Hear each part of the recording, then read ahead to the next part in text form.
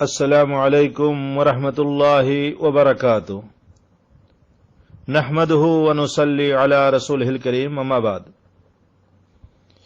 میرے معزز دینی ملی بھائیوں، دوستوں اور ساتھیوں، درس کا موضوع ہے ماہ شعبان کی بدعات۔ 15 شعبان کے دن کو بڑے اہتمام کے ساتھ روزہ رکھا جاتا ہے اور رات کو قیام کیا جاتا ہے، اور اس رات کو شب برات یا شب قدر کا نام دیا جاتا ہے۔ حالانکہ محدثین کی تصریحات میں اس رات کی وضاحت خود قرآن کریم نے کر دی ہے کہ لیلت مبارکہ سے مراد لیلت القدر ہے، جس میں قرآن کریم نازل کیا گیا، جو رمضان المبارک کے آخری عشرے کی طاق راتوں میں سے ایک رات ہے۔ سورہ دخان کے شروع میں اس رات کو مبارک رات کہا گیا ہے۔ ارشاد باری تعالی ہے، اس بیان کرنے والی کتاب کی قسم، بے شک ہم نے اس قرآن کو ایک بہت برکت والی رات میں اتارا ہے، بے شک ہم ڈرانے والے ہیں، اسی رات میں ہر محکم کام کا فیصلہ کیا جاتا ہے۔ دیکھیے سورہ دخان آیت نمبر 2 سے 3۔ اللہ رب العالمین نے اس آیت میں نزول قرآن کے وقت کا تعین خود کیا ہے، اور قرآن جس مہینے اور جس رات میں نازل ہوا اللہ رب العالمین نے خود اس کا ذکر کر دیا ہے۔ وہ مہینہ رمضان المبارک کا تھا جس میں قرآن کریم نازل ہوا، جیسا کہ سورہ بقرہ کی آیت میں اللہ رب العالمین نے ارشاد فرمایا، اعوذ باللہ من الشیطان الرجیم، شہر رمضان الذی انزل فیہ القرآن۔ رمضان وہ مبارک مہینہ ہے جس میں قرآن کو نازل کیا گیا۔ سورہ بقرہ آیت نمبر 185۔ نیز رب کریم نے نزول کا وقت بھی بتلا دیا، انا انزلناہ فی لیلۃ القدر، بے شک ہم نے اس قرآن کو لیلۃ القدر میں اتارا۔ پھر یہ شب قدر صحیح احادیث کی روح سے ماہ رمضان المبارک کی آخری 10 راتوں میں سے 5 طاق راتوں میں سے کوئی ایک رات ہے، اور ہر عام و خاص کو یہ معلوم ہے کہ لیلۃ القدر شعبان کے مہینے میں نہیں بلکہ رمضان المبارک کے مہینے میں ہوتی ہے۔ اس سے یہ متعین ہو جاتا ہے کہ سورہ دخان کی ابتدائی آیات سے مراد لیلۃ القدر ہے، نہ کہ شب برات ہے۔ علامہ سعدی رحمہ اللہ فرماتے ہیں کہ لیلت مبارکہ یعنی خیر کثیر اور برکت والی رات سے مراد لیلۃ القدر ہے، جو 1000 مہینوں کی رات سے بہتر ہے۔ دیکھیے تفسیر السعدی جلد نمبر 3 صفحہ نمبر 2496۔ نیز امام حافظ ابن کثیر رحمہ اللہ لکھتے ہیں کہ جو شخص اس رات کو 15 شعبان کی رات کہے، اس کی بات حقیقت سے بہت دور ہے، کیونکہ نص قرآن سے ثابت ہے کہ وہ رات رمضان المبارک میں رمضان المبارک میں ہے۔ دیکھیے مختصر تفسیر ابن کثیر للرفاعی جلد نمبر 4 صفحہ نمبر 19۔ امام ابن وضاح رحمہ اللہ اپنی سند سے نقل کرتے ہیں کہ ابن ابی ملیکہ سے دریافت کیا گیا کہ زیاد منقری جو ایک وائز ہے، وہ کہتا ہے کہ 15ویں شعبان کی رات کا اجر بھی لیلۃ القدر کے مانند ہوتا ہے۔ تو انہوں نے کہا کہ اگر میں نے اسے یہ بات کہتے ہوئے سنا ہوتا اور میرے ہاتھ میں لاٹھی ہوتی تو میں اس کی پٹائی کرتا۔ دیکھیے الحوادث والبدع لامام وضاح صفحہ نمبر 236 ہے۔ کتاب و سنت میں شب برات کے الفاظ کا قطعاً کہیں ذکر نہیں ہے، نہ ہی مکہ مدینہ میں اور اہل عرب میں ایسے ناموں سے یہ رات معروف ہے، بلکہ سب یہ فارسی لفظ ہے جس کے معنی رات کے ہیں، اور لفظ برات عربی ہے، عربی اور اردو میں الگ الگ معنی میں استعمال ہوتا ہے۔ عربی میں برات کے معنی بیزاری، نفرت اور لا تعلقی کے ہیں، اور اردو میں برات سے مراد وہ جلوس جو دولہا اپنے ساتھ شادی کے لیے لے کر جاتا ہے اسے برات کہا جاتا ہے۔ لہذا شب برات کے خالص عربی نہ ہونے سے ہی اس کے بناوٹی ہونے کا ثبوت ملتا ہے۔ قرآن اور حدیث عربی زبان میں نازل ہوا، نہ کہ اردو اور فارسی میں۔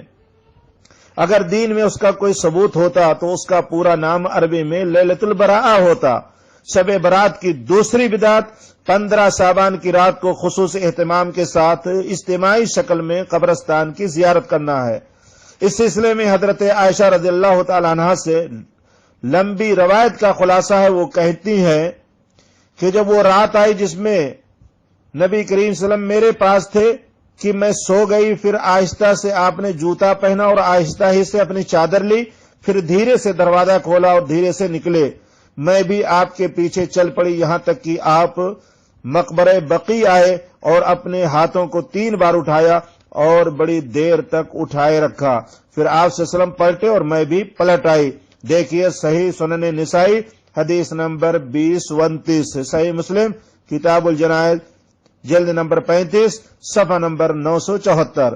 میرے بھائیو، اس حدیث سے معلوم ہوا کہ نبی کریم صلی اللہ علیہ وسلم بقیع اکیلے گئے تھے، بجماعت نہیں گئے تھے، اور قبرستان عبرت اور موعظت اور آخرت کی یاد تازہ کرنے کے لیے جانا مسنون عمل ہے، اور 15 شعبان کی اس رات کی فضیلت کے پیش نظر بطور خاص زیارت کے لیے جانے کے متعلق کسی صحیح حدیث سے اس کا ثبوت نہیں ملتا ہے، اور جو حدیثیں فضیلت میں پیش کی جاتی ہیں محدثین نے اس کی سند پر کلام کیا ہے اور اسے ضعیف قرار دیا ہے۔ خود امام ترمذی رحمہ اللہ نے اس روایت کے بیان کرنے کے بعد ذکر کیا ہے کہ میں نے امام بخاری سے سنا ہے کوئی اس روایت کو ضعیف کہتے تھے۔ دیکھیے سنن ترمذی ما تحفۃ الاحوذی جلد نمبر 3 صفحہ نمبر 441۔ شب برات کی تیسری بدعت آتش بازی و چراغاں کرنا ہے۔ ماہ شعبان شروع ہوتے ہی پٹاخے چھوڑنے شروع ہو جاتے ہیں، بے جا فضول خرچی کر کے مالی و جسمانی نقصان کیا جاتا ہے۔ اس سلسلے میں علامہ ابو شامہ رحمہ اللہ نے چراغاں اور آتش بازی کے متعلق بیان فرمایا ہے کہ 15 شعبان کی رات میں میں نے نبی کریم صلی اللہ علیہ وسلم سے خصوصی نماز کا اہتمام کرنا، آتش بازی و چراغاں کرنا نبی کریم صلی اللہ علیہ وسلم سے ثابت نہیں ہے، بلکہ یہ مجوسیوں کی روش ہے جس کو 15 شعبان کی رات میں عبادت سمجھ کر کیا جانے لگا۔ اس چراغاں اور آتش بازی کا آغاز خاندان برامکہ کے عہد میں ہوا، انہوں نے چالاکی سے اسے دین اسلام میں داخل کر دیا اور شعبان کی چراغوں کو ایسی ہوا دی کہ اسے دین کے درجے پر لے آئے۔ ان کا مقصد تھا کہ لوگ اپنے سامنے کثرت سے شمع جلا کر رکھ لے اور نماز پڑھیں گے تو ان کے رکوع اور سجود آگ کی طرح سے ہوں گے۔ دیکھیے تحفۃ الاحوذی جلد نمبر 3 صفحہ نمبر 443۔ شب برات کی چوتھی بدعت مخصوص پکوان اور روحوں کی آمد۔ نصف شعبان کی بدعات میں قسم قسم کے کھانے، حلوے پوری اور نو بنو ڈنر تیار کرنا ہے، اسے فقراء اور مساکین میں تقسیم کرنا ہے، اور یہ عقیدہ رکھنا ہے کہ روحیں آتی ہیں اور اس سبب سے ان کے لیے فاتحہ خوانی کی جاتی ہے۔ یہ عقیدہ رکھتے ہیں کہ آج حلوہ پوری نہ بنائی جائے تو روحیں دیواریں چاٹتی ہیں۔ کھانا پکانے کے لیے تاریخ متعین کرنا اور متعین تاریخ میں فقراء میں تقسیم کرنا اور اس کھانے پر فاتحہ پڑھنا، فاتحہ شدہ کھانا مردوں کو ایصال ثواب کرنا، سب کے سب یہ تمام کے تمام امور سب کے سب بدعت ہیں، اور یہ جان لیں کہ مرنے کے بعد روح دنیا میں لوٹ کر نہ کسی کی آئی ہے اور نہ آئے گی۔ قرآن میں متعدد آیات میں اللہ رب العالمین نے فرمایا ہے کلا انہا کلمۃ ہوا قائلھا ومن ورائہم برزخ الی یوم یبعثون، سورہ مومنون آیت نمبر 100۔ کلا، ہرگز نہیں، یہ بس ایک بات ہے جو وہ بک رہا ہے، اب ان سب یعنی مرنے والوں کے پیچھے ایک برزخ حائل ہے دوسری زندگی کے دن تک۔ معلوم یہ ہوا اس آیت سے کہ جو دنیا سے رخصت ہو گیا وہ کبھی بھی پلٹ کر کے دنیا میں، اس کی روح پلٹ کر کے دنیا میں نہیں آتی ہے۔ شیخ الاسلام ابن تیمیہ رحمہ اللہ فرماتے ہیں کہ 15 شعبان کی رات کو تیوہار منانا، کھانا پکانا اور زیب و زینت کا اظہار کرنا، یہ سب کے سب بدعات کے قبیل سے ہیں جن کی کوئی دلیل نہیں ملتی ہے۔ دیکھیے اقتضاء الصراط المستقیم جلد نمبر 2 صفحہ نمبر 62۔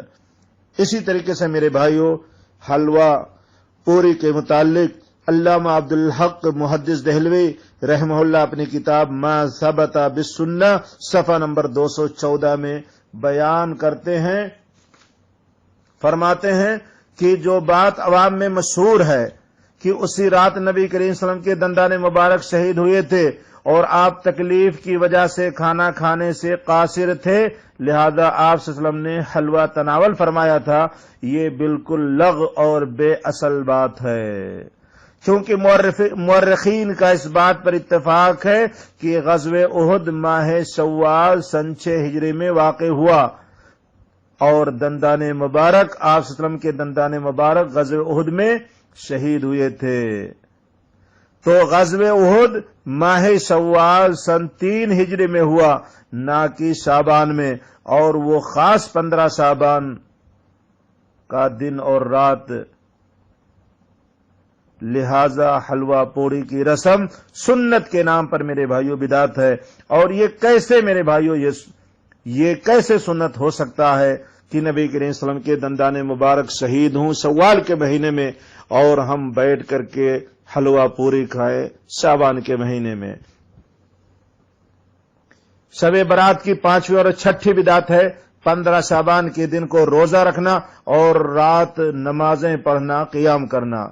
15 شعبان کے دن کو روزہ رکھنا یا اس کی رات کی فضیلت کے متعلق کوئی بھی حدیث صحیح سند سے ثابت نہیں ہے، لہذا میرے بھائیوں 15 شعبان کے دن کو روزہ کے لیے خاص کرنا اور رات میں قیام کرنا، قرآن کریم پڑھنا، تہجد اور قیام اللیل کرنا، پوری رات جاگنا، یہ تمام کی تمام چیزیں، تمام کی تمام عبادات بدعت میں شمار ہیں۔